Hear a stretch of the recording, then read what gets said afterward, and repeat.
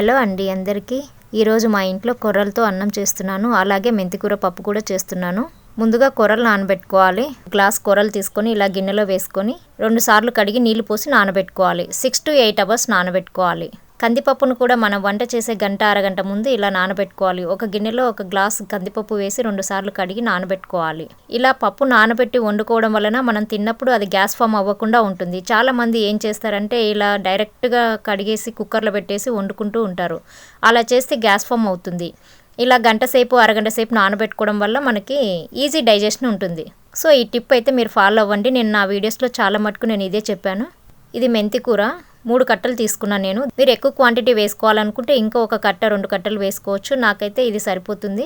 ఈ మెంతి ఆకులు కూడా ఇలా ఒలిచి పెట్టుకుందాము. ఇలా మెంతికూరను పప్పులో కానీ ఏదైనా ఫ్రైలలో కానీ వేసుకోవడం వలన చాలా మంచిది ఆరోగ్యానికి.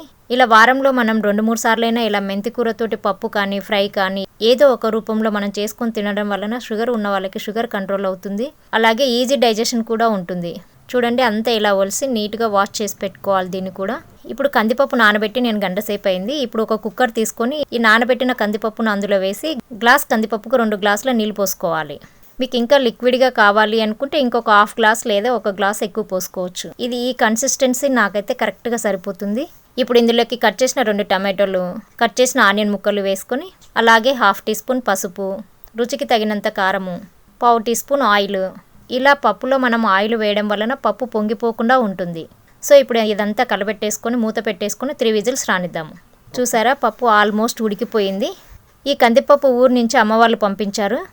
ఇందాక నేను చింతపండు వేయలేదు. పప్పుతో పాటే డైరెక్ట్గా చింతపండు వేస్తే ఉడకదు. అంటే కొంచెం వాటర్ డిఫరెన్స్ కూడా ఉంటుంది. అక్కడ వాటర్కి వాళ్ళకి త్వరగా ఉడికిపోతుంది.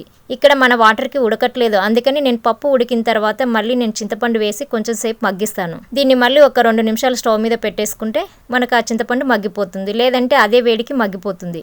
ఇప్పుడు కొర్రలు కూడా నానిపోయాయి. చూడండి నేను ఇలా గాలిస్తున్నాను. ఇలా గాలించడం వలన మట్టి రాళ్ళు ఏమన్నా ఇసుక లాంటిది ఉంటే మనకి వెనక్కి వచ్చేస్తాయి. మీరు ఎవరైనా చేసుకుంటే ఇలా గాలించుకొని చేసుకోండి. నేను కొర్రల అన్నము కుండలో తయారు చేస్తున్నాను. ఇప్పుడు దీనికి ఒక కుండ తీసుకొని గ్లాస్ కొర్రలకి 2 గ్లాసుల నీళ్లు పోసుకొని ఎసరు మరిగించుకుందాము. ఈ ఎసరు మరిగేలోపు మనం ఇంకొక స్టవ్ మీద మెంతం కూర ఫ్రై చేసుకుందాము. స్టవ్ మీద ఒక ప్యాన్ పెట్టుకొని కొంచెం ఆయిల్ వేసి కట్ చేసి కడిగి పెట్టుకున్న మెంతం కూర వేసి ఫ్రై చేసుకుందాము. ఈ మెంతం కూర ఇలా ఫ్రై చేసి వేయడం వలన మనకు కలర్ఫుల్గా ఉంటుంది. మనం పప్పుతో పాటే డైరెక్ట్గా మెంతం కూర వేస్తే కొంచెం చేదు వస్తే పిల్లలు తినరు. సో ఇలాగ వేస్తే మనకు అంత చేదుగా అనిపించదు. టేస్ట్ కూడా చాలా బాగుంటుంది. మీరు ఎవరైనా ట్రై చేయకపోతే ఇలా ట్రై చేయండి. టేస్ట్ చాలా బాగుంటుంది. చూడ్డానికి కూడా కలర్ఫుల్గా ఉంటుంది. నేనైతే ఏ పప్పు చేసినా కూడా ఒక గోంగూర పప్పు తప్ప అన్ని ఆకుకూరలు ఇలానే ఫ్రై చేసి నేను పప్పులో కలిపేస్తాను. చూడండి ఆల్మోస్ట్ ఇది ఫ్రై అయిపోయింది. ఇప్పుడు పప్పు కుక్కర్ మూత తీసి చూద్దామండి. చూడండి చింతపండు కూడా మనకి మగ్గిపోయింది. ఇప్పుడు ఇందులో తగినంత ఉప్పు, ఇందాక మనం ఫ్రై చేసుకున్న మెంతం కూర వేసుకొని మొత్తం ఇలా స్మాష్ చేసుకుందాము. చూడండి పప్పు ఎంత కలర్ఫుల్గా ఉందో. రెడ్ అండ్ గ్రీన్ కలర్లో ఉంది కదా మనకి. చాలా బాగుంది కదా చూస్తుంటేనే మనకు. ఇలా అంతా పప్పు రుబ్బి పెట్టేసుకోవాలి. ఇందాక మనం స్టవ్ మీద కుండలో ఎసరు పెట్టాం కదా. ఇప్పుడు అది ఎంతవరకు వచ్చిందో చూద్దాము. ఎసరు కూడా మరుగుతుంది కదా. ఇప్పుడు ఇందులో కొర్రలు వేసి కలుపుకుందాము. కలిపి మూత పెట్టేసి ఉడికించుకుందాము. ఇప్పుడు మరొక కుండ తీసుకొని పప్పుకు పోపు పెట్టుకోవడానికి ఇలా కుండలో తగినంత ఆయిల్ వేసుకొని ఆయిల్ వేడయ్యాక ఆవాలు, జీలకర్ర, ఎండుమిరపకాయలు, కరివేపాకు, దంచిన వెల్లుల్లి, అలాగే ఉల్లిపాయ ముక్కలు వేసి ఫ్రై చేసుకుందాము. ఒక సైడ్ ఈ పోపు కలబెట్టుకుంటూ ఇంకొక సైడ్ మనం కొర్రల అన్నం ఎంతవరకు ఉడికిందో చూద్దాము. చూసారా ఇలా ఉడుకుతుంది అన్నం. ఇలా ఉడికేటప్పుడు మనం కొంచెం నెయ్యి వేస్తే ఇది అతుక్కోకుండా ఉంటుంది. చాలామంది ఇందులో ఉప్పు కూడా వేసుకొని ఉడికించుకుంటారు. నేనైతే ఉప్పు వేయట్లేదు. ఇప్పుడు ఆల్మోస్ట్ అన్నం కూడా ఉడికిపోయింది. దీన్ని సిమ్లో పెట్టేసుకొని ఈలోపు మనం పోపు ఎంతవరకు వేగిందో చూద్దాము. పోపు కూడా వేగిపోయింది. ఇప్పుడు దింపేసేసి పప్పును పోపులో వేసుకుందాం.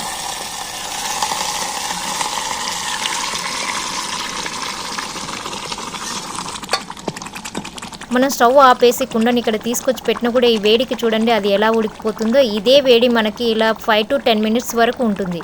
చూడండి ఎలా ఉడికిపోతుందో, మొత్తం ఎట్లా ఉందో.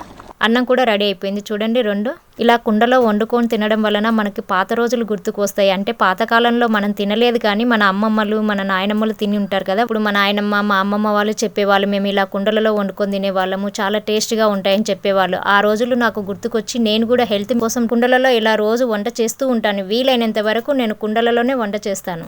కుండలలో వంట చేసుకొని తినడం వల్ల ఆ రుచి మాటలలో చెప్పలేము, అంత టేస్టీగా ఉంటుంది. మీరు కూడా ఒకసారి ట్రై చేసి చూడండి, చాలా బాగుంటుంది కుండలలో. చూడండి ఇప్పుడు లాస్ట్ కి సర్వ్ చేసుకుందాము. కొర్రల అన్నము కొంచెం నెయ్యి వేసుకొని పప్పు వేసుకొని తింటుంటే ఉంటుందండి, ఎంత టేస్ట్ ఉంటుందంటే అంత టేస్ట్ ఉంటుంది. మనం దీన్ని వైట్ రైస్ లోకి కూడా తినొచ్చు, ఈ పప్పుని చపాతీలోకి రొట్టెలోకి దేంట్లోకైనా బాగుంటుంది. చాలా ఈజీగా చేసేసుకోవచ్చు. కొర్రల అన్నం కుండలను వండుకోవాలని ఏం లేదు, మీరు కుక్కర్ లో కూడా పెట్టుకోవచ్చు. చాలా ఈజీగా సేమ్ మనం అన్నం ఎలా వండుకుంటామో అలానే వండుకోవచ్చు. కాకపోతే మనం కొంచెం ప్రాసెస్, ఇది నానబెట్టడమే మనకు ప్రాసెస్ ఎక్కువ. ఏదైనా సరే మనం బియ్యం కానీ ఇట్లా కొర్రలు కానీ పప్పు దినుసులు కానీ ఏవైనా కొంచెం నానబెట్టుకొని వండుకుంటే మనకి త్వరగా కుక్ అయిపోతాయి, అలాగే మనకు త్వరగా కూడా డైజెషన్ అవుతుంది. చాలా మంది అన్నం ఏం చేస్తారంటే చాలా పొడి పొడిగా ఉండాలనేసి బియ్యం వండుకొని తింటూ ఉంటారు. అంటే బియ్యం లాగా అంటే ఉడకనట్టు ఉంటాయి, అలాంటివి తినకూడదు. బాగా కుక్ అయి ఉండాలి అన్నమైనా సరే, ఇలా కొర్రల అన్నమైనా సరే కొంచెం కుక్ అయినట్టు ఉంటే మనకి త్వరగా డైజెషన్ అవుతుంది. చూస్తుంటేనే తినాలనిపిస్తుంది కదండి. ఇంకెందుకు ఆలస్యం, మీరు కూడా ఒకసారి ట్రై చేసి చూడండి, చాలా బాగుంటుంది.